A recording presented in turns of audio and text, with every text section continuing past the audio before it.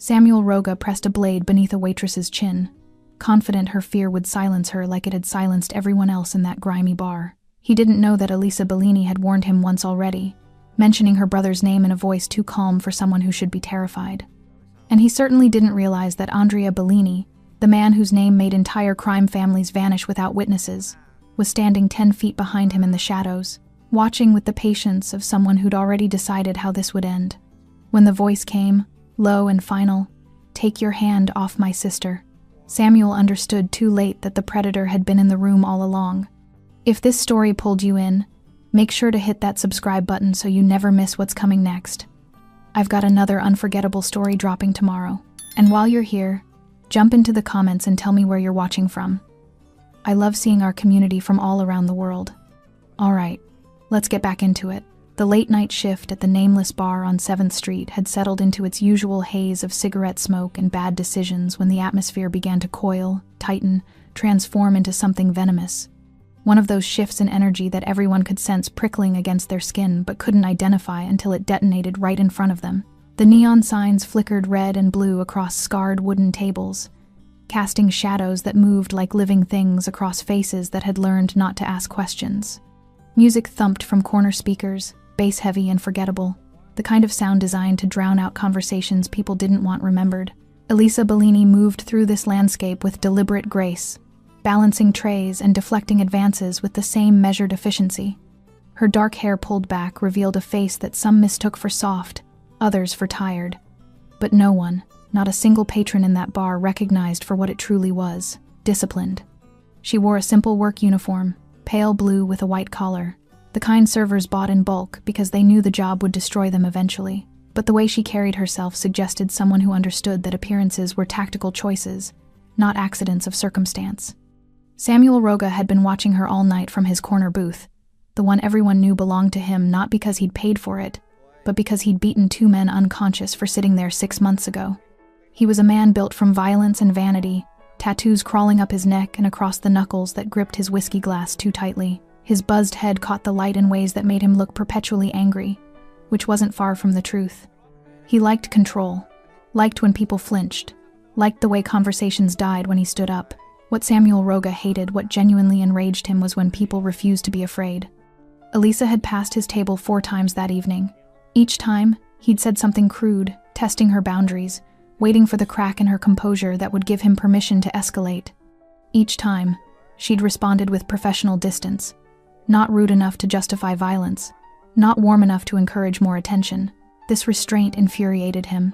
By the 5th pass, Samuel reached out and grabbed her wrist. The bar didn't go silent immediately. Conversations continued for another 3 seconds, maybe 4, the way sound takes time to process danger. But then people began to notice. The grip, the expression on Samuel's face, the way Elisa had gone completely still. "You think you're better than me?" Samuel's voice carried that particular edge of a man who'd been drinking just enough to make terrible decisions feel justified. "Walking around here like you don't hear people talking to you?" Elisa met his eyes directly, her voice level. "Let go of my arm." This was the moment Samuel expected her to break, to stammer, to look away, to give him the fear that confirmed his place in this ecosystem. Instead, she simply stood there, waiting. Samuel stood slowly, deliberately, making sure everyone in the bar understood this was now a performance. He still held her wrist, tighter now, pulling her closer. The switchblade appeared in his other hand with practiced ease, the kind of flourish that announced years of intimidation refined into ritual. He pressed the blade against her throat, just below her jaw, angling it upward in a way that forced her head back. The metal caught the neon light, throwing red reflections across her neck. "I asked you a question," Samuel said, loud enough now for the entire bar to hear. "You think you're better than me?" The room had gone completely silent. Pool balls sat motionless on felt. Glasses stopped halfway to lips.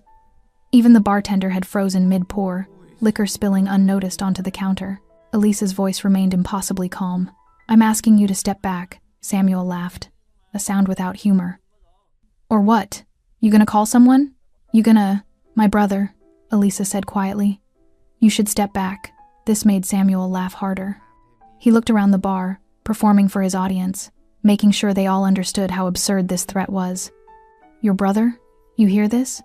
She's got a brother." He tightened his grip, pressing the blade higher beneath her chin, forcing her onto her toes. His tattooed hand looked massive against her throat, the contrast making his dominance unmistakable. Elisa didn't scream, didn't beg, didn't give him anything except continued stillness and those impossibly steady eyes. This was when Samuel should have noticed that no one in the bar was looking at him anymore. They were all looking past him. At the man who had risen from the booth in the far corner, the one shrouded in shadow where the neon lights didn't quite reach. The man who had been sitting there for the past 20 minutes, nursing a single whiskey that he'd barely touched, dressed entirely in black despite the bar's oppressive heat. Andrea Bellini moved forward with the kind of deliberate calm that separated predators from pretenders. He was taller than Samuel, broader through the shoulders, his close-cropped beard and shaved head giving him the appearance of someone who'd stripped away everything unnecessary, leaving only function and purpose. Intricate tattoos crawled up his neck, disappearing beneath his collar, the kind of ink that told stories to people who knew how to read them. But it was his eyes that changed the room's temperature. Dark, calculating, patient in a way that suggested violence was a tool he'd mastered so completely that he no longer needed to rush toward it. He stopped 3 feet behind Samuel, close enough to speak without raising his voice, far enough to give the thug one chance to make a better choice. "Take your hand off my sister." The words weren't loud, weren't shouted, weren't even particularly threatening in their construction.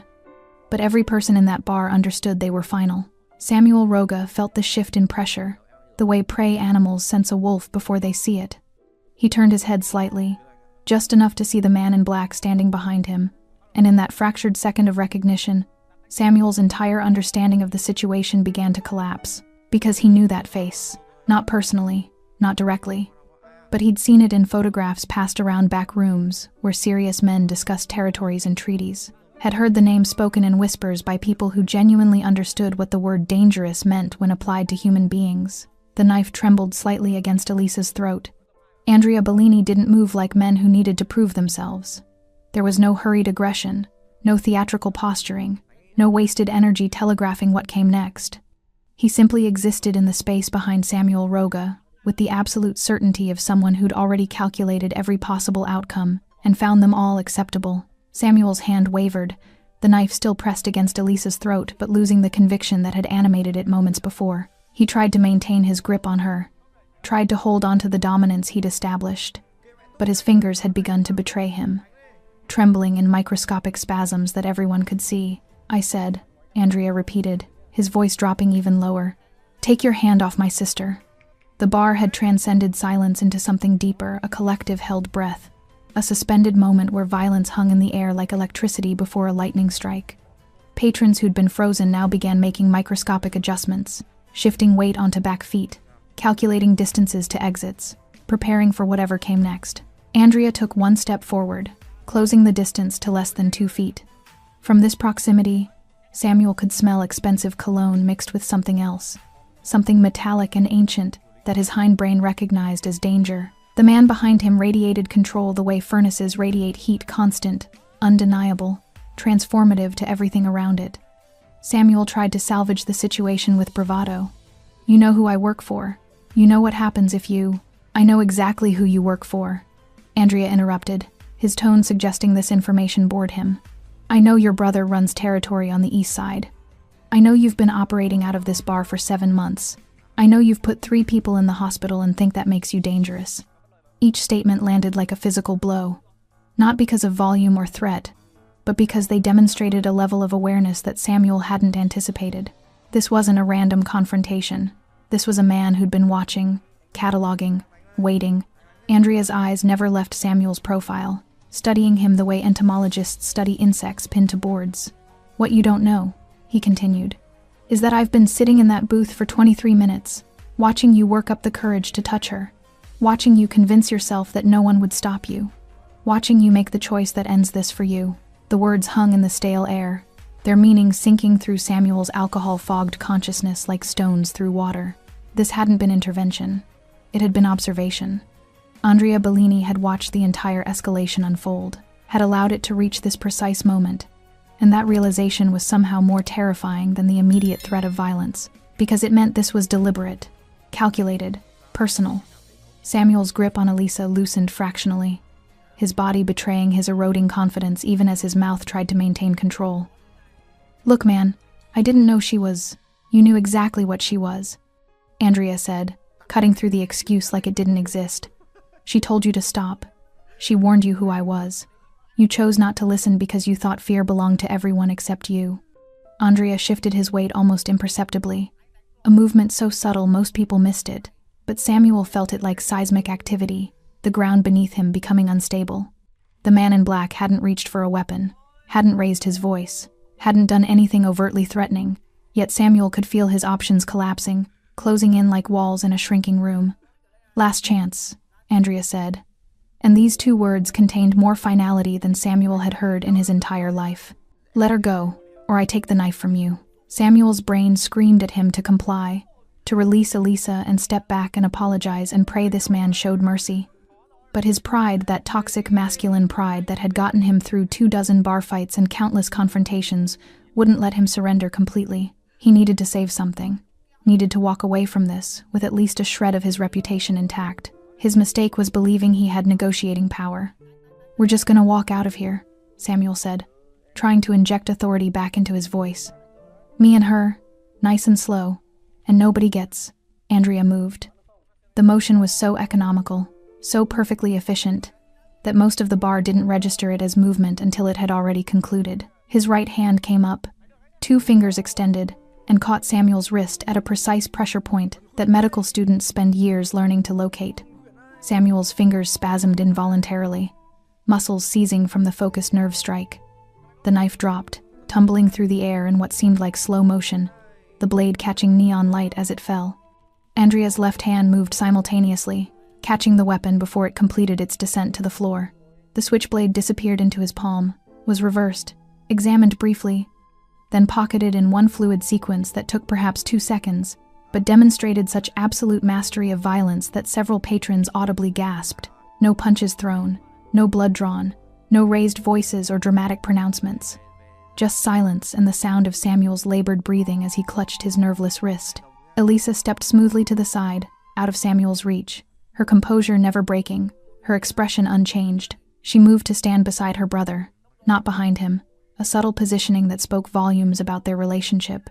She wasn't being protected so much as acknowledged, her presence beside Andrea a statement rather than a refuge. Andrea finally looked directly at Samuel, making full eye contact for the first time. His eyes were dark brown, almost black in the bar's dim lighting, and they held the kind of emptiness that comes from having made permanent decisions about human life too many times to count. "Do you know who I am?" Andrea asked quietly. Samuel nodded, his throat too dry for words. "Say my name." Samuel's voice cracked. "Bellini, full name. Andrea Bellini." The bar remained frozen, every patron now understanding they were witnessing something that would be discussed in whispers for years. The name carried weight, history, implications that rippled through the criminal underworld like aftershocks from an earthquake. Andrea leaned in, close enough that only Samuel could hear what came next, and whispered something that drained the color from the thug's face completely. Then Andrea stepped back, pocketed the knife that had threatened his sister, and said loud enough for everyone to hear, "Run." Samuel didn't walk, didn't swagger, didn't attempt to salvage his reputation. He bolted for the exit like a man fleeing demons, his heavy boots pounding against the floor, the door crashing open to admit cold night air, and the sound of his panicked flight disappearing into darkness. Andrea turned to his sister, his expression softening almost imperceptibly. "You okay?" Elisa nodded once, her composure finally showing the smallest crack. Not fear, but relief. "I'm okay." The bar remained frozen for another 5 seconds after Samuel's exit. Patrons locked in place like a photograph of shock and disbelief. Then, slowly, like ice thawing, people began to move again. Conversations resumed in hushed tones. Glasses were lifted with trembling hands. The bartender finally noticed the whiskey still pouring from the bottle he'd forgotten he was holding. But everyone's attention remained on the man in black and the waitress who stood beside him, both of them impossibly calm in the aftermath of violence that had somehow occurred without a single drop of blood being spilled. Andrea Bellini surveyed the room with the clinical detachment of someone conducting an inventory. His gaze moved from face to face, cataloging witnesses, assessing threats, calculating whether anyone present required additional attention. What he found satisfied him: a room full of people who understood that what they'd witnessed was not their business, would never be their business, and should be forgotten as quickly as human memory would allow. He reached into his jacket pocket and withdrew Samuel's switchblade, examining it under the neon light with the focused attention of someone appraising a curiosity. The blade was cheap, probably purchased at a truck stop or pawn shop, the kind of weapon men bought because it looked dangerous, rather than because it was effective. The handle was scratched, the mechanism slightly loose. "He pressed this against your throat," Andrea said to Elisa, his voice carrying none of the coldness it had held moments before. Now it contained something else, controlled fury wrapped in concern, the kind of anger that burns cold rather than hot. "He did," Elisa confirmed, her own voice steady despite everything. "I warned him. I know you did." Andrea closed the blade with a decisive click, the sound sharp enough to make several nearby patrons flinch. "I heard every word." This revelation rippled through Elisa's composure, creating the first visible crack in her carefully maintained control. Her eyes widened slightly. "You heard? I've been here since you started your shift," Andrea said, returning the closed knife to his pocket. "Corner booth, watching." "Why didn't you?" Elisa started, then stopped herself, understanding flooding her expression. "You wanted to see what he'd do. I wanted to see what you'd do," Andrea corrected gently. "And you did exactly what I taught you. You stayed calm. You warned him clearly. You gave him every opportunity to make a better choice." He turned to face her fully now, his expression softening in ways the rest of the bar couldn't see, but that transformed his entire presence. To everyone else, he was still the predator who dismantled Samuel Roga without breaking a sweat. To his sister, he was something more complicated: protector, teacher, family. "But the moment he touched you," Andrea continued, his voice dropping lower, "the moment that blade touched your skin, it stopped being about choices. It became about consequences." Elisa nodded slowly, processing not just the words but the implications beneath them. She'd grown up adjacent to this world, had always known her brother's reputation, but she deliberately kept distance from the violence that defined his profession. She worked, she lived her life, she maintained boundaries that allowed her to pretend normalcy was possible. Tonight had shattered those boundaries. "He's going to tell his brother," Elisa said. Not a question, but a statement of inevitable fact. "Yes," Andrea agreed.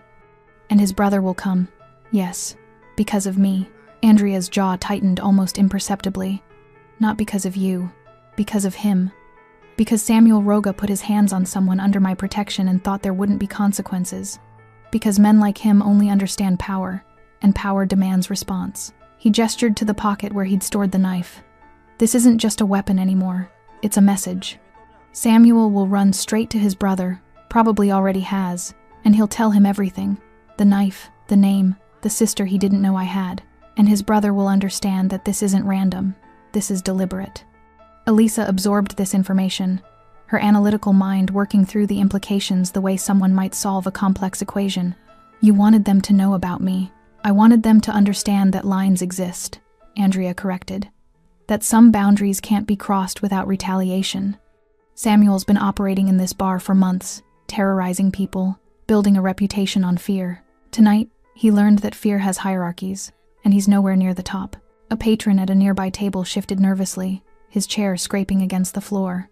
Andrea's attention snapped to him instantly, his entire body language transforming back into predator alertness so quickly it was almost physically jarring to witness. The man froze mid-movement, recognizing his mistake. "Relax," Andrea said, his voice carrying clearly across the space. "Nobody here is in danger. What happened tonight was personal, specific, and concluded." He let his gaze sweep across the entire bar. "But what happened tonight also didn't happen. You all understand me?" Heads nodded in rapid agreement. The bartender, finding his voice, managed a strangled, "Yes, sir." "Good." Andrea returned his attention to Elisa. "We're leaving. Together. You don't come back to this bar. You don't work anywhere. Samuel Roga or his people can find you easily. Not because you're hiding, but because we're resetting the board." "My apartment," Elisa started, "already secured. I had people there before I came here." Andrea's expression suggested this wasn't up for debate. "You'll stay with me until this resolves. A few days, maybe a week." "You knew this would happen," Elisa said, accusation creeping into her voice for the first time. "You knew he'd escalate tonight." "I knew he'd try something eventually," Andrea admitted. "Men like Samuel always do. They mistake patience for weakness, silence for submission. They push until something pushes back harder. He placed a hand on her shoulder, the gesture gentle despite the violence those same hands had just executed. "I'm sorry you had to feel that blade against your throat. I'm sorry I let it go that far. But you needed to understand what this world is, what it does to people, why I've kept you separate from it for so long." Elisa met her brother's eyes, seeing past the Mafia boss to the person who'd protected her since childhood, who'd built walls around her made of reputation and fear so she could live something resembling a normal life. "And now? Now they know you exist," Andrea said simply, "which means the rules change, for everyone." He guided her toward the exit, his body positioned between her and the rest of the bar, a human shield moving with practiced efficiency.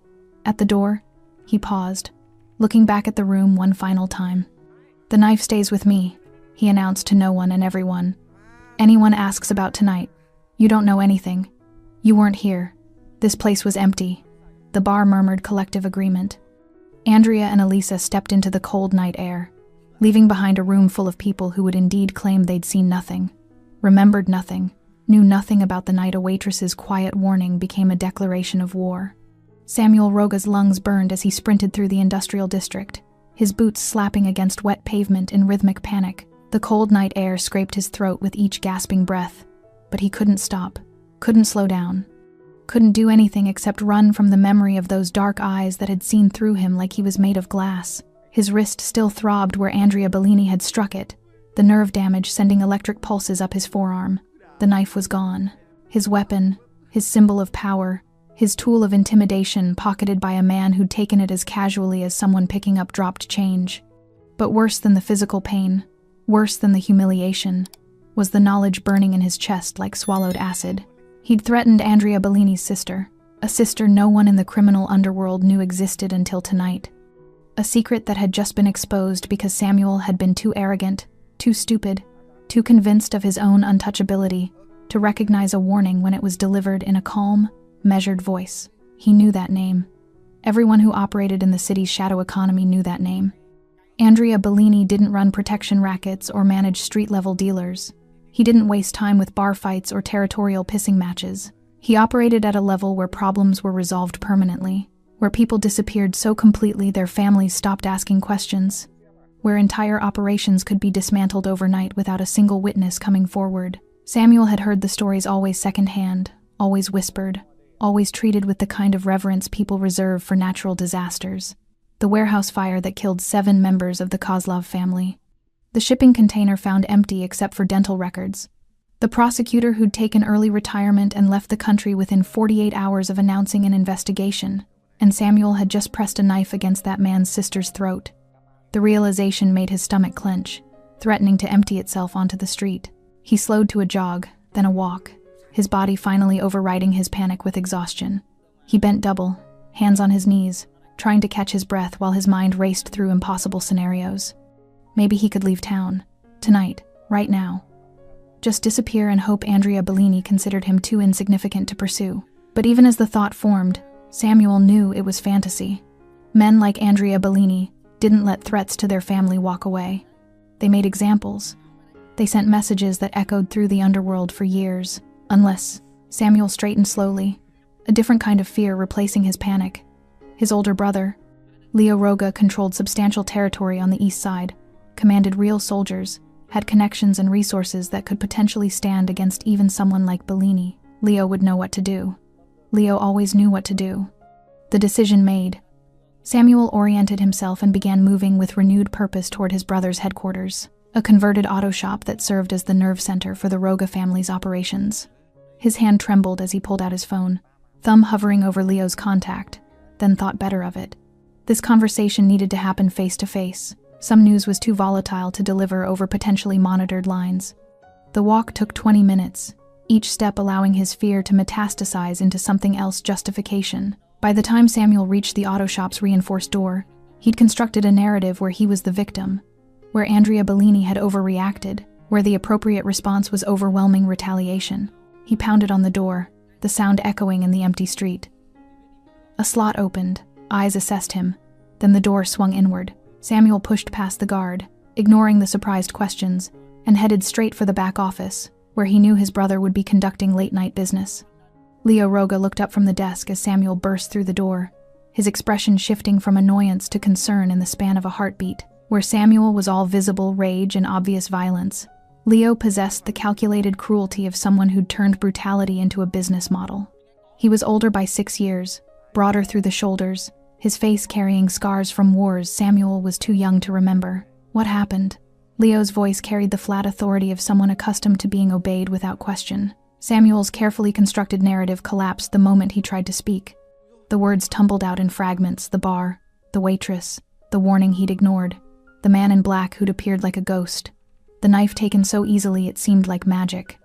"Slow down," Leo commanded, standing now, his full attention focused on his younger brother. "Start from the beginning. What waitress?" Samuel forced himself to breathe, to organize his thoughts. "There's this girl who works at the bar on 7th Street. I was establishing presence, showing people who runs things. She got mouthy, disrespectful. I had to teach her a lesson." "You put your hands on her," Leo said. Not a question. "I was making a point.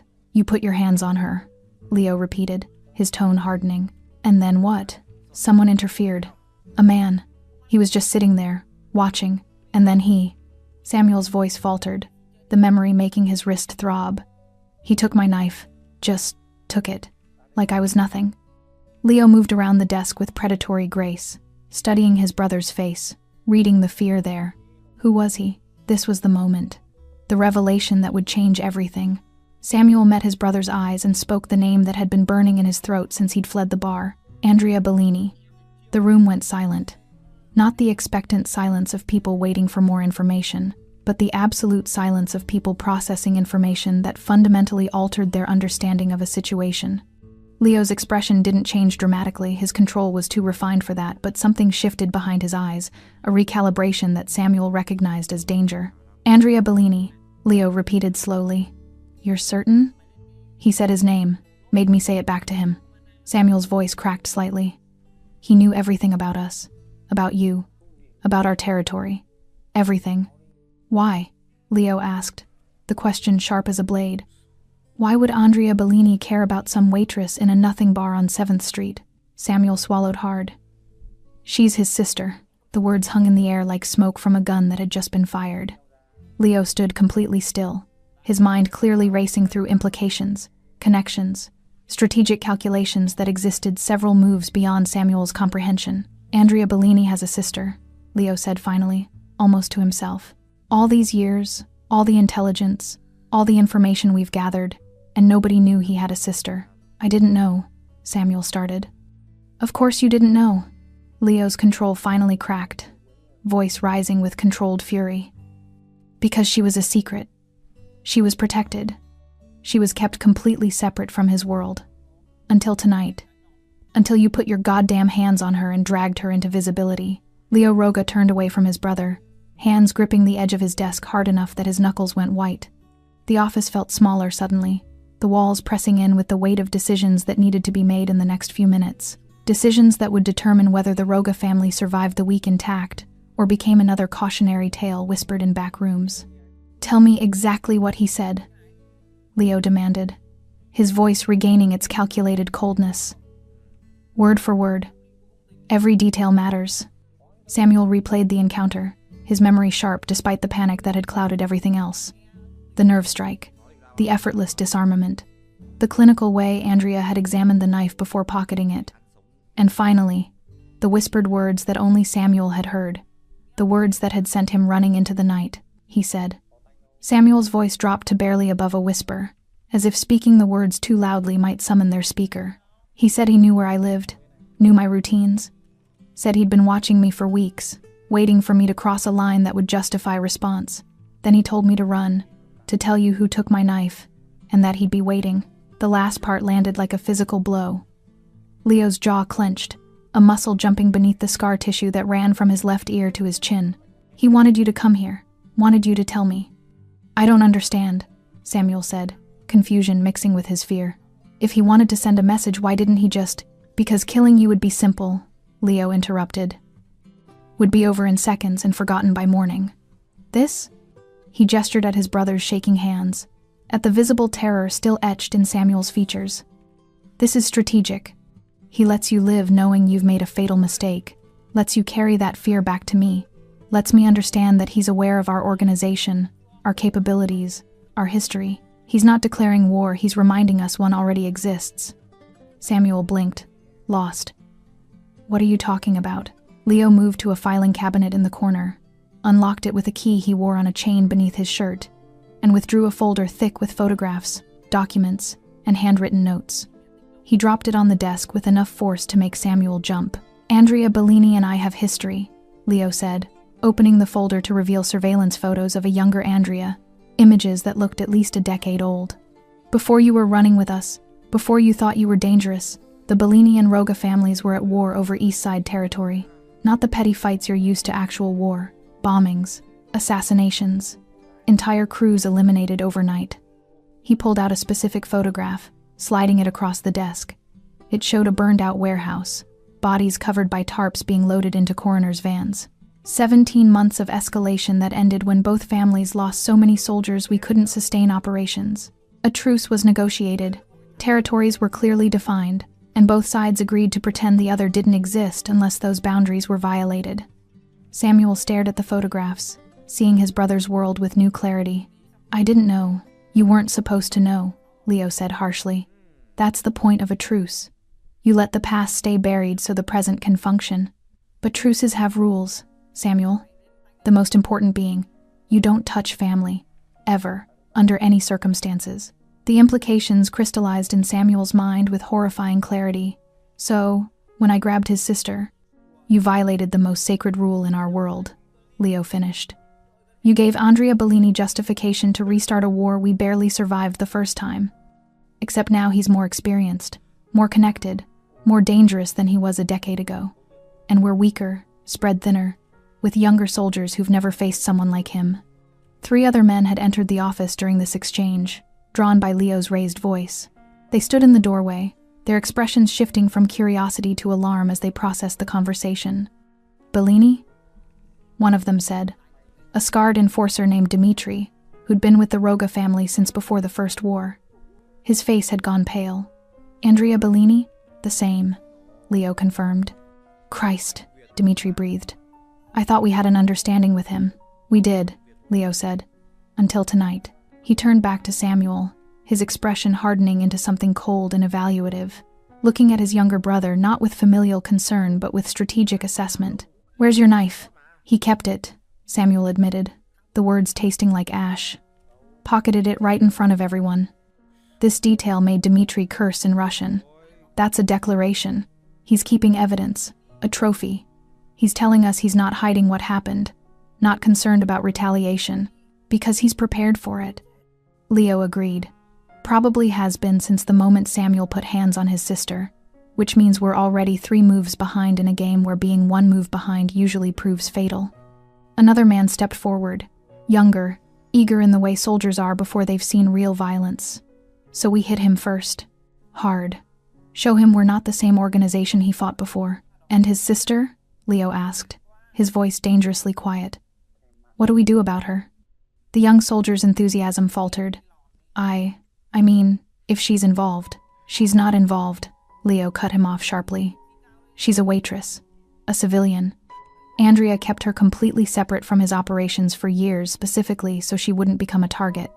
But now, thanks to my idiot brother, we know she exists, and Andrea knows we know. He let that information settle over the room like fallout, which means if we retaliate against him directly, he'll assume we're considering her a legitimate target. He'll move to protect her aggressively, eliminating any perceived threats before they materialize. And we'll all be dead before we understand what's happening. So what do we do? Dmitri asked, his professional calm masking obvious concern. Leo was silent for a long moment, his mind running through scenarios, weighing options that all seemed to lead to the same bloody conclusion. The truce had kept both families operational for nearly a decade, had allowed territories to be profitable without the constant hemorrhaging of resources that war demanded. But pride was currency in their world. Reputation was armor, and his brother had been publicly humiliated, disarmed, sent running like a child who'd broken a window and feared his father's belt. We respond, Leo said finally. Not because we want war, but because not responding makes us look weak. Andrea Bellini will understand that he's counting on it. He let Samuel live specifically, so we'd be forced into this position. He's manipulating us into starting something, Dmitri observed. Yes, Leo agreed. But he's also giving us a chance to handle this within the rules. The knife Samuel lost is evidence of aggression against Bellini's family. If we acknowledge the violation, accept responsibility, and offer appropriate compensation, we might resolve this before it escalates beyond control. Samuel's face flushed with humiliation. You're going to apologize? Make me look like... I'm going to keep you alive, Leo interrupted coldly, and keep this family operational. Your pride is not worth another war with Andrea Bellini. He picked up his phone, scrolling through contacts until he found one that hadn't been used in years. His thumb hovered over the call button. If I make this call, Leo said to the room, I'm admitting weakness. Admitting my brother crossed a line. But if I don't make this call, Andrea Bellini will interpret our silence as preparation for war, and he'll strike first. Andrea Bellini's phone vibrated against the mahogany desk in his private office, the screen illuminating with a number he hadn't seen active in nearly a decade. He stared at it for 3 full rings before answering, his expression unchanging, though Elisa, seated across from him in a leather chair that probably cost more than a month's wages, noticed the slight tension in his shoulders. Leo, Andrea said by way of greeting, his voice neutral, giving nothing away. Elisa watched her brother's face, trying to read the conversation from his micro-expressions. She'd been in his penthouse for less than an hour, still processing the transition from her modest apartment to this fortress of wealth and control. The space was elegant but austere, expensive furniture arranged with geometric precision, floor-to-ceiling windows overlooking the city, security so sophisticated it was nearly invisible. I'm aware, Andrea said into the phone, his tone cooling by degrees. Your brother made his position very clear. A pause. Listening. Compensation, Andrea repeated, and something dangerous flickered behind his eyes. You think money resolves a knife against my sister's throat? Another pause, longer this time. I understand the optics, Andrea continued. I understand you're trying to de-escalate, and I appreciate the call, Leo. I do. It shows more wisdom than your brother demonstrated tonight. He leaned back in his chair, his free hand drumming a slow rhythm on the armrest. But here's what you need to understand. Samuel didn't just violate our truce. He exposed something I've kept hidden for 26 years. My sister's existence was the most carefully guarded secret in my life, and now it's currency in a world she never chose to be part of. Elisa felt something tighten in her chest at those words. 26 years, her entire life, Andrea had been constructing walls around her, keeping her separate, protected, anonymous, and one arrogant thug with a cheap knife had demolished those walls in minutes. No, Andrea said firmly into the phone. I don't accept your apology on Samuel's behalf. If he wants forgiveness, he asks himself. In person, on his knees. His voice dropped even lower. And Leo? If you're calling to negotiate because you're afraid of war, let me ease your mind. I don't want war either. War is expensive, messy, and attracts attention neither of us can afford. What I want is for Samuel to understand, truly understand the magnitude of his mistake. He listened for another moment, then, tomorrow, noon, the warehouse district, the old Riverside facility. You know the one. Bring Samuel. Bring whoever you need to feel secure, but come ready to listen, not to negotiate. Andrea ended the call without waiting for confirmation. Setting the phone down with deliberate care, he sat in silence for several seconds, his mind clearly processing multiple scenarios simultaneously, before finally looking at his sister. You heard, he said. Most of it. Elisa's voice was steadier than she felt. You're meeting with them. I'm establishing parameters, Andrea corrected. Leo Roga is smart enough to know this could spiral into something neither family survives. He's trying to contain his brother's stupidity before it becomes everyone's problem. And you? What are you trying to do? Andrea stood, moving to the windows overlooking the city's glittering sprawl. Lights stretched to the horizon, each one representing lives being lived, choices being made, consequences rippling outward in patterns too complex to fully predict. I'm protecting you, he said simply. Everything else is secondary. By starting a war? By preventing one. Andrea turned to face her, and for the first time that night, she saw past the Mafia boss to the older brother who'd raised her after their parents died, who'd attended her school plays while building a criminal empire, who'd somehow managed to keep her innocent of the blood that financed her education. Samuel violated you, Elisa. Put his hands on you. Threatened your life in front of witnesses. In our world, that demands response. If I do nothing, I look weak. Other families start wondering if the Bellini name has lost its weight, if boundaries can be crossed without consequence. He moved back to the desk, opened a drawer, and withdrew Samuel's knife, placing it between them like evidence in a trial. But if I respond with overwhelming violence, if I kill Samuel, dismantle the Roga operation, salt the earth where they operate, I start a war that draws law enforcement attention we can't afford. Other families get nervous, start making preemptive moves. The entire ecosystem destabilizes. So tomorrow I demonstrate restraint wrapped in threat, Andrea finished. I show Leo that I could destroy them, but I'm choosing not to, provided they understand the new rules. Samuel violated our truce, but he also gave me leverage. Now they know you exist, which means they know I have something to protect beyond reputation and territory. That makes me predictable in ways I wasn't before.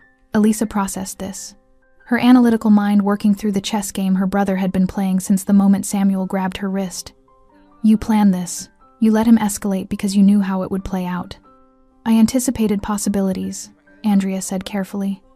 I've been watching Samuel for months, ever since he started operating in that bar. He's sloppy, arrogant, the kind of street-level thug who thinks violence equals power. I knew eventually he'd push too far with someone, create an incident that would give me an opening. An opening for what? Andrea was silent for a moment, choosing his words with obvious care. The truce with the Roga family has held for a decade because both sides respected the boundaries. But Leo's been expanding lately, testing edges, moving into territories that aren't explicitly forbidden but aren't explicitly permitted either. I've let it slide because maintaining peace was worth more than marginal territory gains. He picked up the knife, examining it in the dim light. But Samuel's action changes the calculus. Now I can renegotiate from a position of moral authority. The Roga family violated our truce by threatening my family.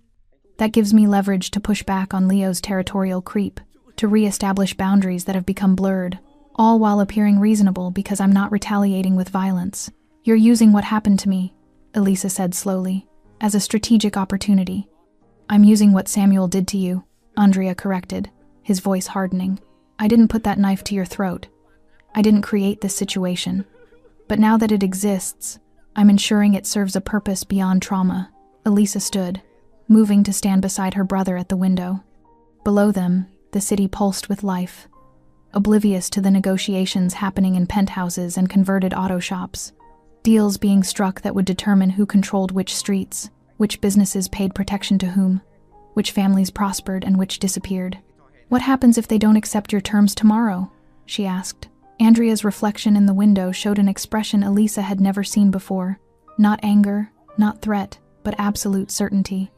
Then I dismantle the Roga family so completely that 10 years from now, people will struggle to remember they ever existed. You can do that? I've done it before. The simplicity of that statement, delivered without bravado or hesitation, sent a chill through Elisa. This was her brother, the man who'd taught her to ride a bicycle, who'd scared away her high school boyfriend with nothing but a conversation, who'd quietly paid her university tuition while she believed she'd earned a full scholarship. This was also Andrea Bellini, a name that made hardened criminals reconsider their choices. A man who'd built an empire on the foundation of consequences delivered with surgical precision. I don't want people to die because of me, Elisa said quietly. Andrea placed a hand on her shoulder, the gesture gentle despite everything. No one dies because of you. If anyone dies, it's because Samuel Roga made a choice, and Leo Roga failed to control him. You're not responsible for other people's stupidity, but I'm the reason. You're the reason I'm being careful, Andrea interrupted.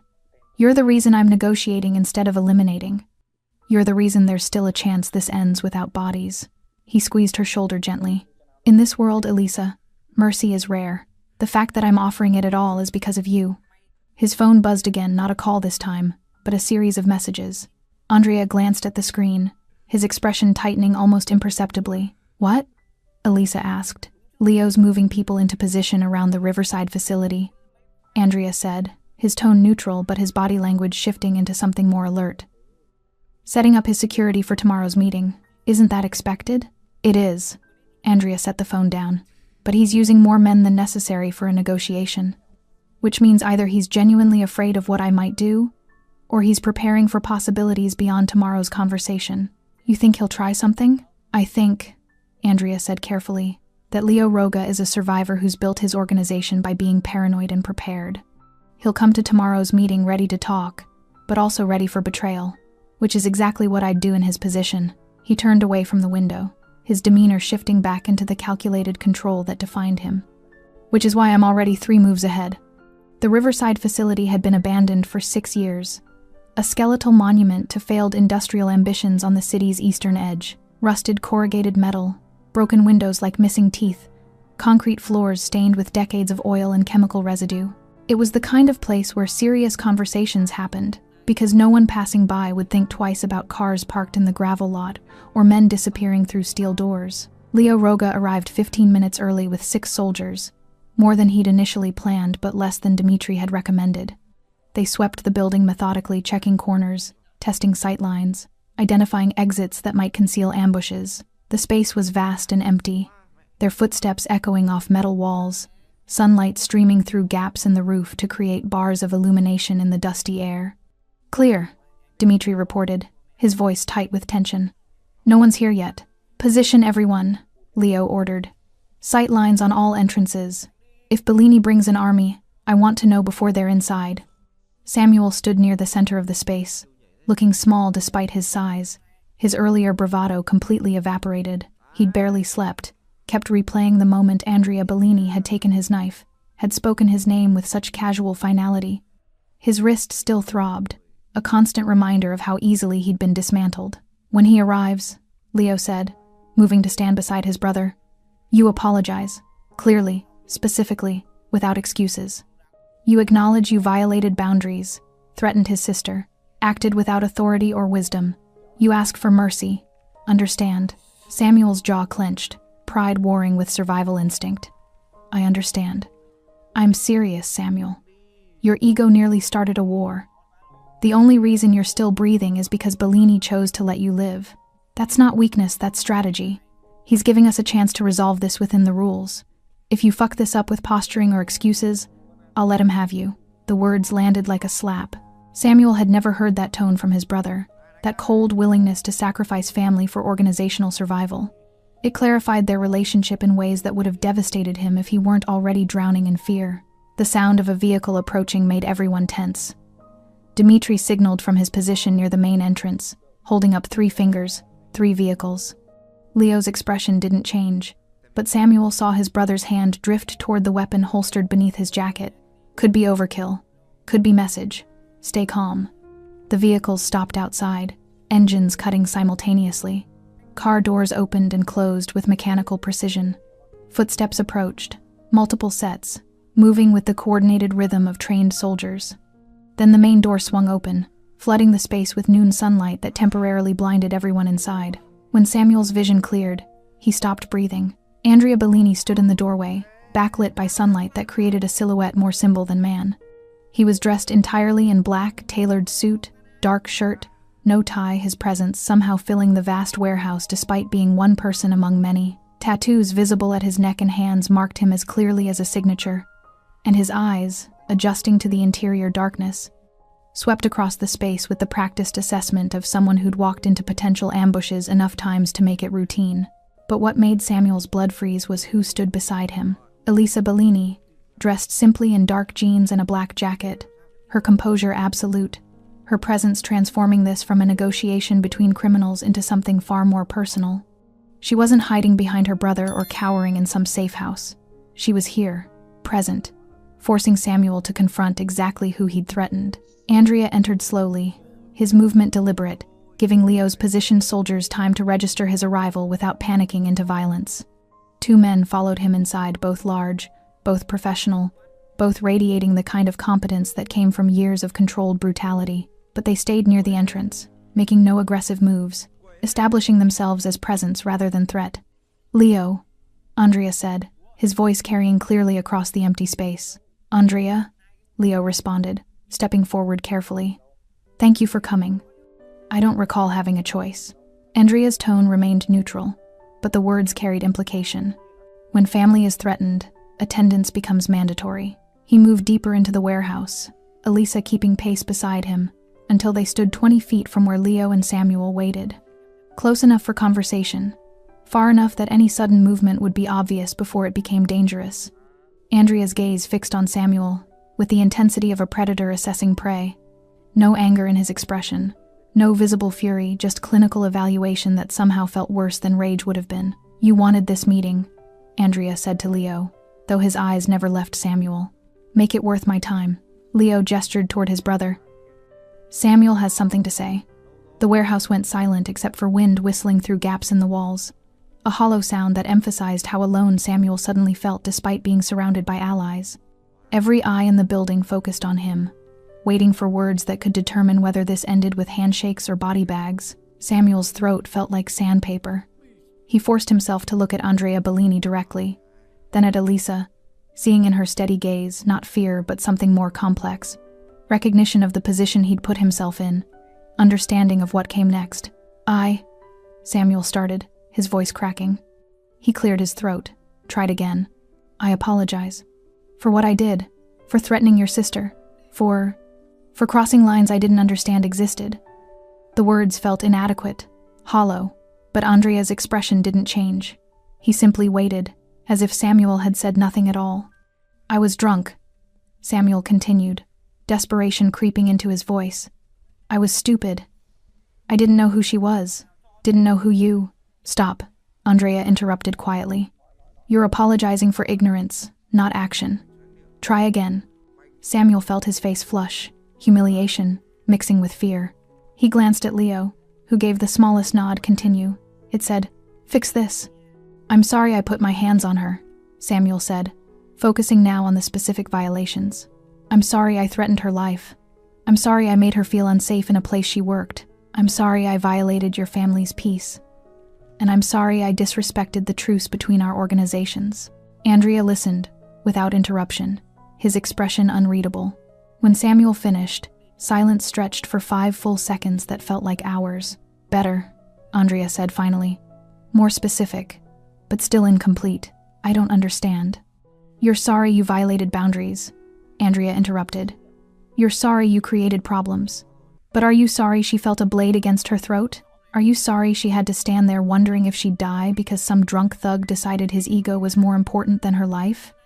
The question cut deeper than any physical blow. Samuel found himself looking at Elisa again, really seeing her for the first time, not as an object to be dominated or a tool for establishing dominance, but as a person whose world had been violently disrupted by his choices. "Yes," Samuel said quietly, and for the first time, he meant it. "I'm sorry for that most of all." Andrea turned slightly, looking at his sister. "Elisa?" She studied Samuel for a long moment, her expression thoughtful. Then she spoke, her voice calm and clear. "I accept your apology, but acceptance doesn't mean forgiveness. That requires time, if it comes at all." Andrea nodded once, then returned his attention to Leo. "Your brother apologized. That's step 1. Now we discuss what happens next. We're prepared to offer compensation," Leo started. "I don't want your money," Andrea cut him off. "I want assurances, boundaries, guarantees that this never happens again." He pulled Samuel's knife from his pocket, holding it up to catch the light streaming through the roof. "This stays with me. A reminder. And Samuel stays away from my sister permanently. If he's in a building and she enters, he leaves.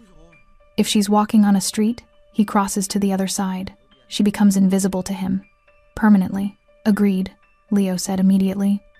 "Not finished," Andrea continued. "Your recent territorial expansions, the warehouses on 5th, the shipping routes through the harbor district, the protection rackets in the university quarter, all of it stops. You return to the boundaries established in our original truce." Leo's expression hardened slightly. "That's asking for a lot. Your brother threatened my sister's life," Andrea said, his voice dropping to something cold and final. "I'm asking for territory. That's mercy, Leo. Don't confuse it for weakness." Leo Roga's jaw tightened, the scar along his face stretching white against tanned skin. Around him, his soldiers shifted weight, hands drifting toward concealed weapons in unconscious response to their leader's tension. The warehouse air grew thicker, charged with the potential for violence that could erupt from a single wrong word. "Those territories were never explicitly yours," Leo said carefully, his voice controlled but strained. We moved into vacuum spaces, areas no one was actively controlling. Areas I left deliberately empty, Andrea corrected, his tone unchanging.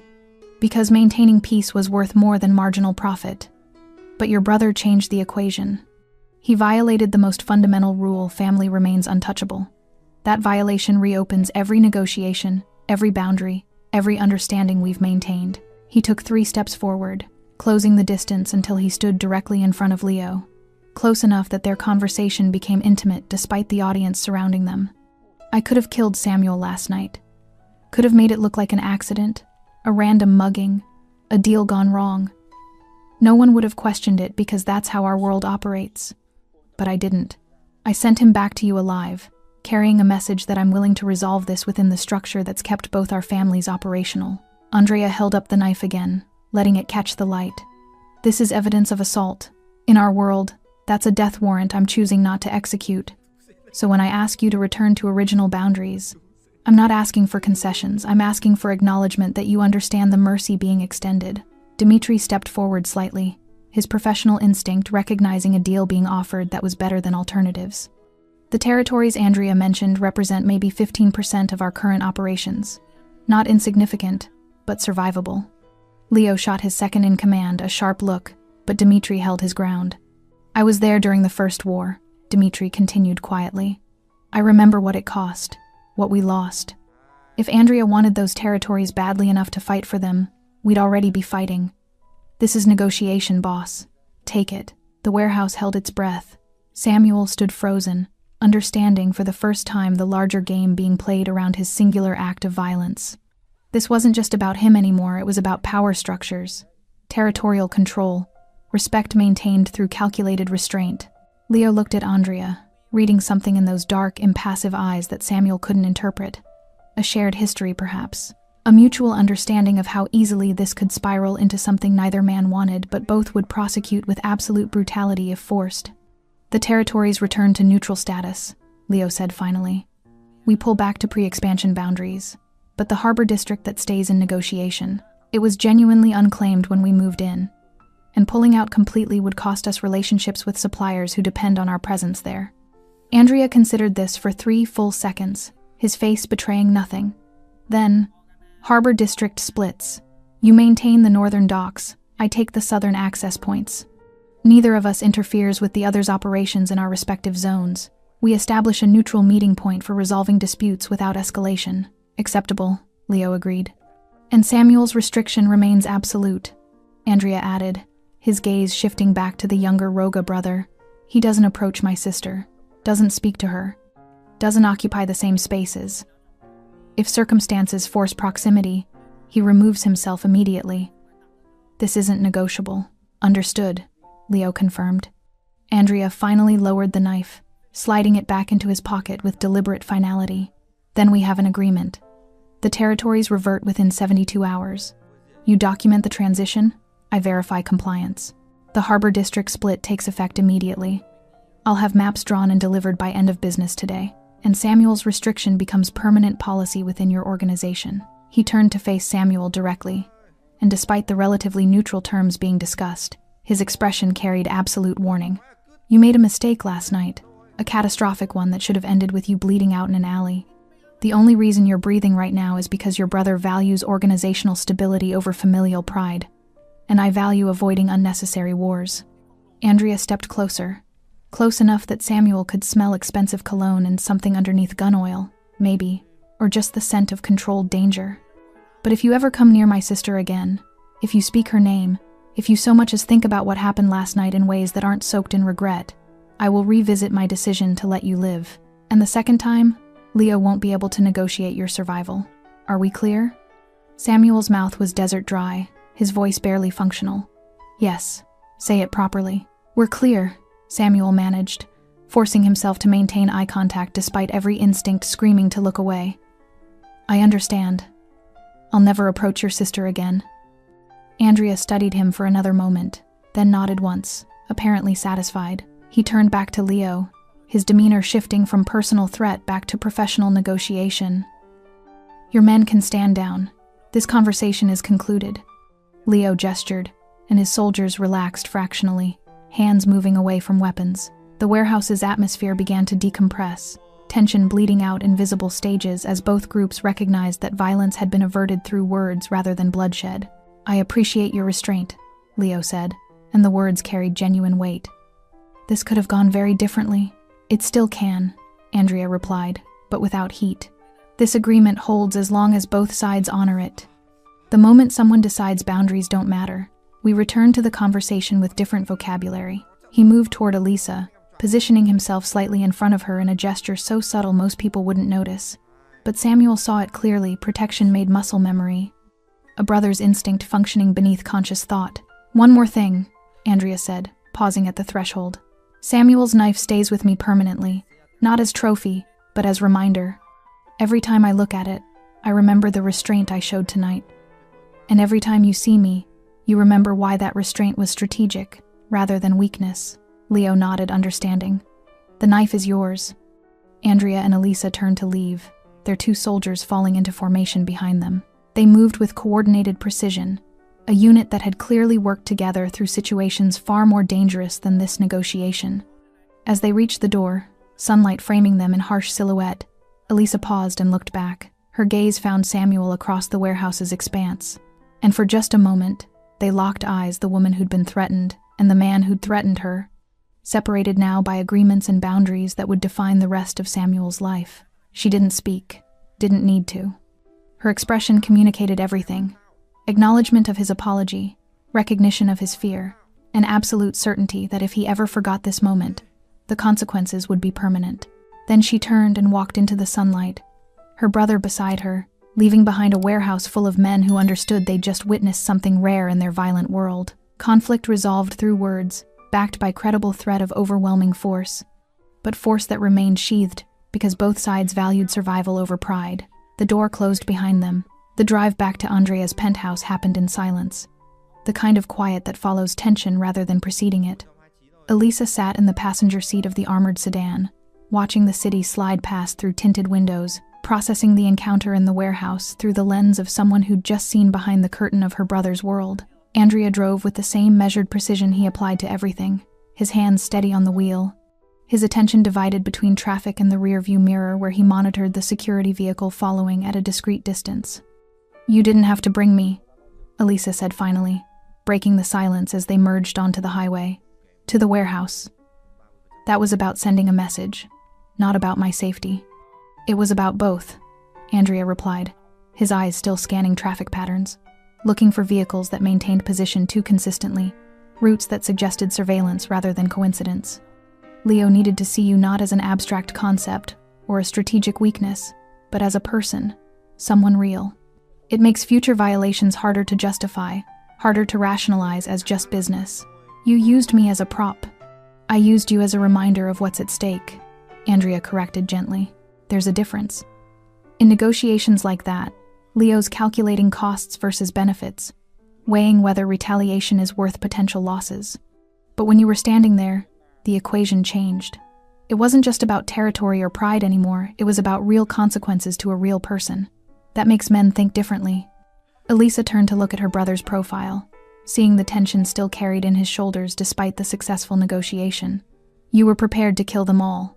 If it went wrong, you had a plan." It wasn't a question, but Andrea answered anyway. "Yes. The two men who came with us weren't just security, they were designated shooters positioned to eliminate everyone in that warehouse within seconds if the situation deteriorated. The vehicles outside weren't just transportation, they were mobile armories. And the building itself had been surveyed, mapped, contingency plans developed for every possible scenario." He glanced at her briefly before returning attention to the road. "But that's always the case, Elisa. Every meeting, every negotiation, every moment, I step outside the protection of my own territory. I'm prepared for betrayal. It's not paranoia, it's professional requirement. The moment you stop preparing for violence is the moment it finds you unprepared." "That sounds exhausting." "It is," Andrea admitted. "But exhaustion is survivable. Complacency isn't." They exited the highway, navigating surface streets toward the upscale district where Andrea maintained his residence. The architecture changed around them, becoming cleaner, more modern, the kind of neighborhood where wealth insulated residents from the violence conducted on their behalf in less pristine areas. The territories he gave up, Elisa said, working through the strategic elements she'd witnessed. You didn't actually care about those, did you? Andrea smiled slightly, the first genuine expression she'd seen since they left the warehouse. I cared about establishing that boundaries can be renegotiated when violated. The specific territories were less important than the principal actions have consequences, and those consequences can be measured in tangible losses. So you asked for more than you wanted. I asked for enough that making concessions would feel like Leo won something. In reality, the territories I reclaimed were areas I'd planned to move back into anyway. He saved me the trouble of engineered conflicts by agreeing to withdraw voluntarily. Elisa shook her head, equal parts impressed and disturbed. You manipulated the entire situation. From the moment Samuel grabbed me, you were already planning how to turn it to strategic advantage. Not manipulated, Andrea objected. Anticipated. There's a difference. I didn't make Samuel threaten you. He did that based on his own arrogance and stupidity. What I did was recognize the opportunity his action created and position myself to benefit from the inevitable consequences. That's not manipulation, that's adaptation. They pulled into the underground parking garage of Andrea's building, the heavy security gate rolling closed behind them with mechanical finality. The space was pristine, well lit, monitored by cameras positioned to eliminate blind spots. Their security vehicle parked nearby, the two soldiers remaining vigilant even in this controlled environment. Andrea killed the engine but didn't immediately exit, his hand still resting on the steering wheel. I need to know you understand what happened today. Not just tactically, but personally. Elisa waited, sensing this was important. Samuel Roga will never forget the fear he felt in that bar, the humiliation of having his weapon taken, the knowledge that he survived only because I chose mercy over justice. That fear will define his relationship with our family for years, possibly forever. He'll tell that story to other people, and our reputation grows stronger without additional violence required. Andrea finally turned to face her fully. But Leo Roga is different. He's smart, professional, dangerous in ways Samuel will never be. Today, he negotiated in good faith because the cost-benefit analysis supported cooperation over conflict. But if circumstances change, if he perceives weakness, if opportunities present themselves, he'll recalculate. And when he does, you become relevant again. Not as a person, but as strategic leverage. The words settled heavy between them. You're saying I'm still in danger. I'm saying you're now visible in a world where visibility is vulnerability, Andrea clarified. Before last night, you were unknown, protected by anonymity. Now, you're known to the Roga family, which means you're potentially known to others. Information travels in our circles despite best efforts at containment. He reached over, placing a hand on her shoulder, the same gesture of comfort he'd offered countless times throughout her life, but now weighted with implications she was only beginning to understand, which means things change. You don't go back to that bar. You don't maintain patterns that make you predictable. You accept security that you'll find intrusive and frustrating but necessary. You're asking me to live like you do, always watching, always preparing for violence. I'm asking you to recognize that proximity to me comes with costs, Andrea said quietly. Costs I've tried to shield you from your entire life, but costs that became unavoidable the moment Samuel put that knife to your throat. I'm sorry, truly. If I could undo his knowledge of your existence, I would, but I can't. So instead, I adapt. We adapt. Elisa absorbed this, feeling the walls of her previous life closing, being replaced by something more restricted, more complicated, defined by threats she'd only intellectually understood before. And if I don't want this? If I want to go back to normal? Andrea's expression showed genuine pain, not the cold calculation of the Mafia boss, but the concern of an older brother watching his sister lose something irreplaceable. Then I respect that decision. I'll provide what protection I can from a distance, but I won't force you into my world. It's your choice, Elisa. It's always been your choice. But choosing normal means choosing risk. Yes, Andrea admitted. Calculated risk that I'd minimize as much as possible, but risk nonetheless. Because Samuel knows who you are now. And people talk. They sat in silence for a long moment, the weight of changed circumstances pressing down on both of them. Finally, Elisa spoke. I need time to think, to process, to decide what version of life I can actually live with. Take all the time you need, Andrea said, squeezing her shoulder gently before releasing her. But take it from here, from safety, where thinking happens without looking over your shoulder. They exited the vehicle. and Andrea's professionalism reasserted itself, immediately scanning the garage, noting the positions of security cameras, maintaining awareness of their escort's movements. The elevator ride to his penthouse happened in renewed silence, but this quiet felt different, less tense, more contemplative. As the elevator doors opened to reveal the sophisticated security of Andrea's private floor, Elisa paused at the threshold. "Thank you. For handling it the way you did. For not becoming the monster everyone thinks I am," Andrea finished with a slight smile. "I've always been strategic about when to be monstrous, Elisa.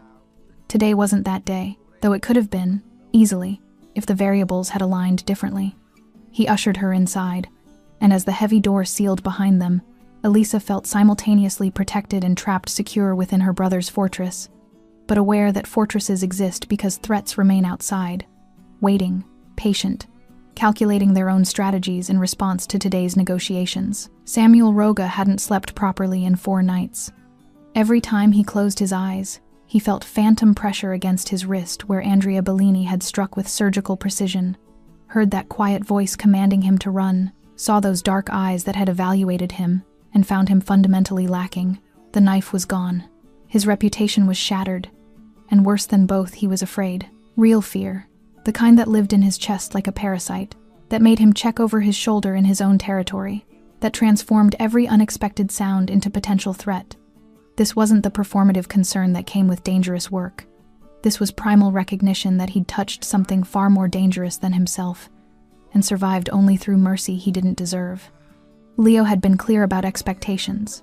Samuel was demoted effectively, removed from street operations, given administrative tasks that kept him away from situations requiring judgment or authority. The message was unspoken but absolute. "You're a liability now, and liabilities get contained until they prove otherwise." The other soldiers watched him differently too. Not with respect earned through violence, but with the cautious distance people maintain around broken things, objects that might still serve some function, but are no longer trusted for critical work. He sat now in the converted auto shop that served as family headquarters, filing paperwork related to the territorial concessions Leo had agreed to, documenting the withdrawal from areas that had represented months of careful expansion. Each address he recorded felt like a personal failure, territory lost because he'd been too stupid, too arrogant, too convinced of his own untouchability. Dmitri entered without knocking, dropping a sealed envelope on Samuel's desk. From Bellini. Samuel stared at the envelope like it might contain something toxic. "What is it?" "Maps. Harbor District divisions. Marked clearly so there's no confusion about boundaries." Dimitri's expression carried neither sympathy nor contempt, just professional assessment of someone who'd proven unreliable. "Study them. Memorize them, because if you accidentally cross into Bellini territory now, I can't protect you. Leo can't protect you. You'll have made a choice that voids every agreement negotiated to keep you breathing." "I understand," Samuel said quietly.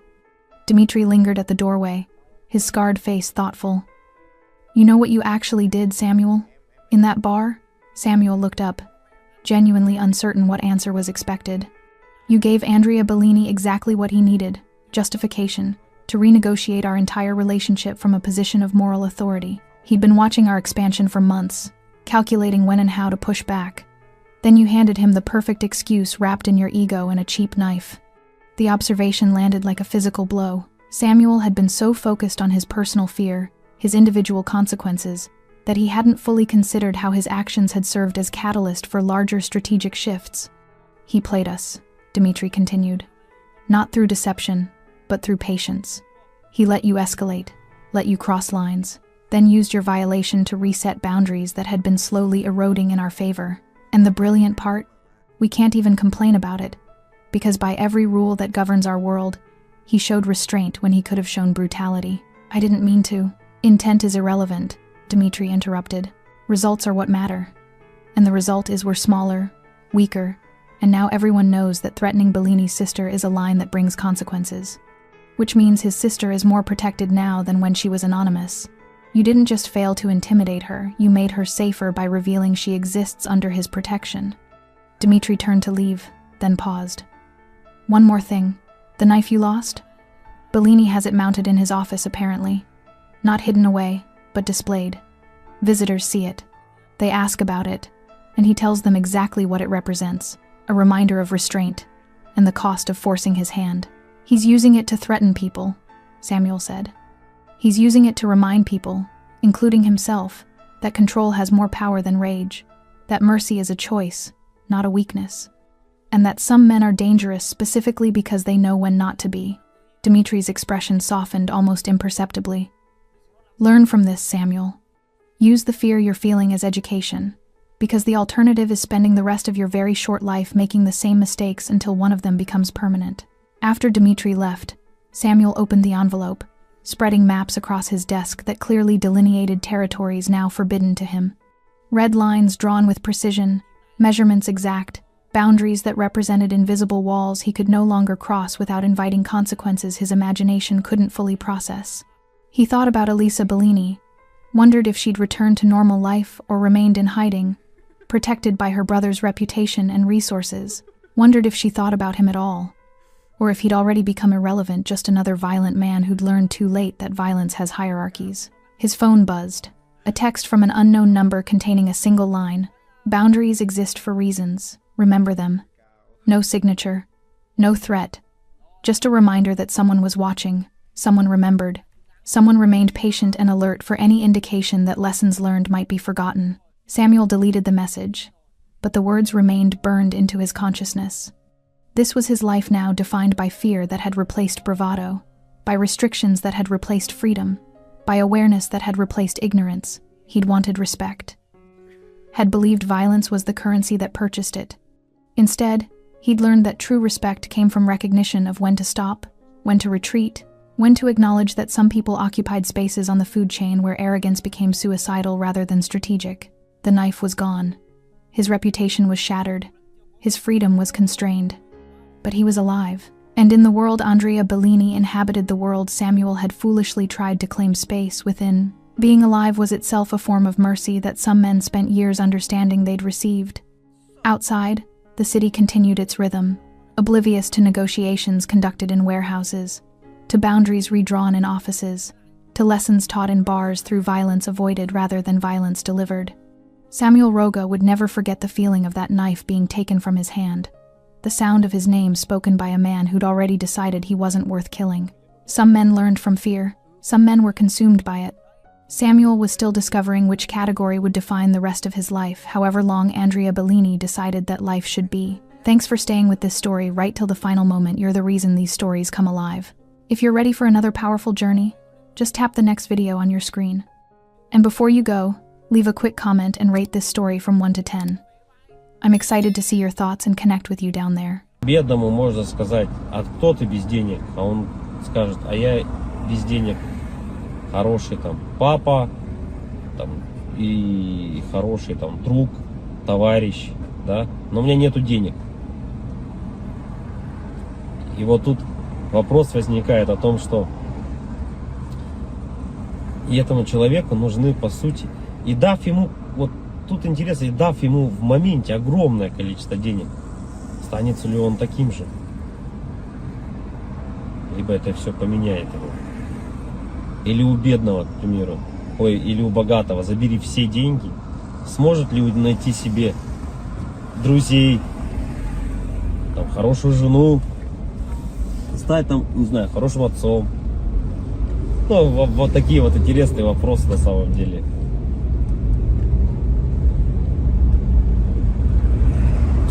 И, наверное, вот для бедных людей тоже, как бедных, я имею в виду финансово, которые, ну, зависимые финансово сильно. Богатые — это независимые финансово. Да, им пофигу вообще, там, что сколько стоит, не считают ни копейки. И вот бедный человек, что может держать его в морально нормальном состоянии?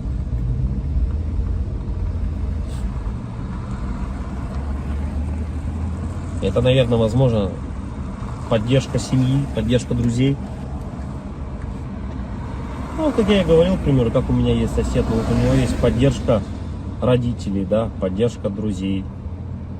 Но он не вылазит из ситуации, в той, в которую залез. И получается, Что у нас получается? Что это тоже не важно? Что даже имея поддержку своих родственников, друзей, ты не вылезешь из дизморали, из такого образа жизни? Получается, нет. Так что же тогда? Алло. Алло, Андрей, Ау. ты еще не заезжал? Вот я еду, сейчас заеду скоро. Не едь туда, все, оплата пришла. Все, хорошо, давай. Вот, как я и говорю, можно... Так что же для человека самое главное получается? Чтобы держаться на плаву. Многих же не останавливают, дети не останавливают, да, которые имеются, да, любовь к детям тоже их не останавливает, да, как-то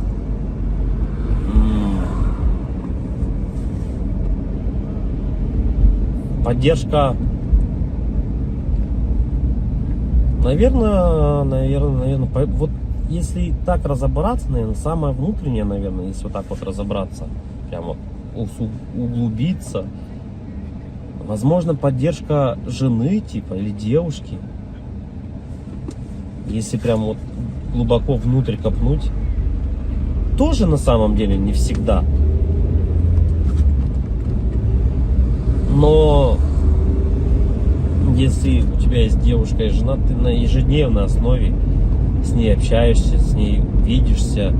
Это единственный человек, по сути, да, который, наверное, важен в твоей жизни, который может дать дельный типа совет.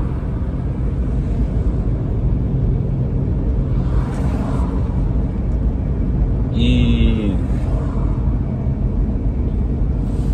почему же тогда люди, наверное, расходятся, разъезжаются, перестают быть вместе, раз это так важно?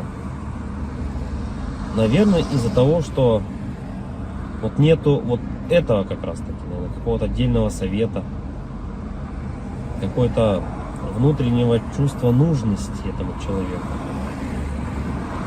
Да, люди расходятся, потому что ты не получаешь каких-то тех чувств, которых ты нигде не больше не получишь. Не можешь получить. Ни за деньги, ни еще как-либо. И когда у тебя, наверное, нету этого чувства внутреннего, люди, наверное, потом расходятся. И потом люди, многие, наверное, попадают вот в эти депрессии. Помимо финансовых проблем, нереализованности, да, и еще семейные неудачи какие-то добавляются. Наверное, это было всегда у людей. Просто раньше, наверное, этому не придавали такой огласки, возможно. Да и раньше было чуть, наверное, возможно, проще. Я говорю, человеку надо было всего лишь выполнять свои функции какие-то. Да? Как бы человек мог сходить там, отработать, к примеру, на заводе, прийти, и он был спокоен был уже. Что все, типа, он сделал все, что от него требуется. В наше же время ты этого не можешь сделать. И получается, помимо того, что вот оно от этого-то и все исходит на самом деле. Семьи от этого-то и рушатся. Да, от того, что когда ты понимаешь о том, что твоя нереализация в жизни, понятно, что это твоя вина, да, какая-то в чем-то, что ты не смог себя найти. И помимо этого, если у тебя еще нет какой-то внутренней поддержки в твоей семье, то как бы это все и приводит к тому, что люди расходятся. И оба, наверное, остаются в какой-то такой дизморали оба. Да, в какой-то, наверное, все равно внутренней депрессии.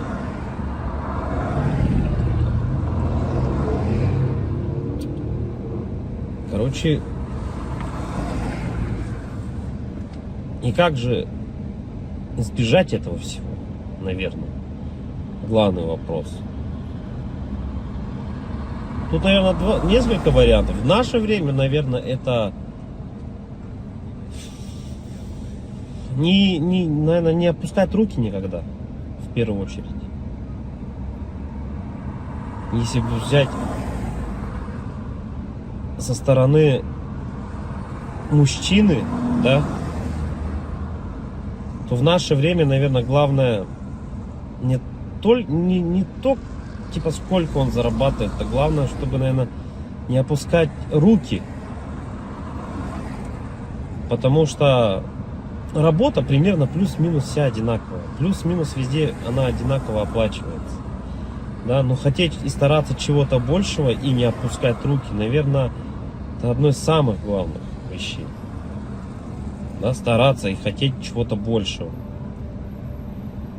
И тут вступает, наверное, вот это вот как раз таки еще и семейная поддержка, да, любовь, нежность, да, какая-то, поддержка словесная.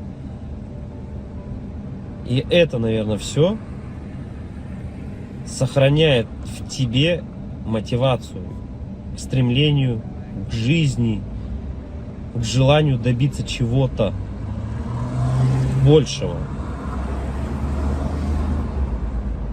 Можно не хотеть ничего на самом деле, да, устроиться в какую-то организацию, зарабатывать 100 тысяч рублей, но тебе этих денег явно не будет хватать. И в оконцове ты опять-таки поймаешь, наверное, эту дезмораль. Потому что все оно по кругу крутится. И потом люди на СВО уходят, умирают за 5-7 миллионов рублей. И я не думаю, что это кого-то осчастливит. Ну, во всяком случае, данного человека точно это не осчастливит.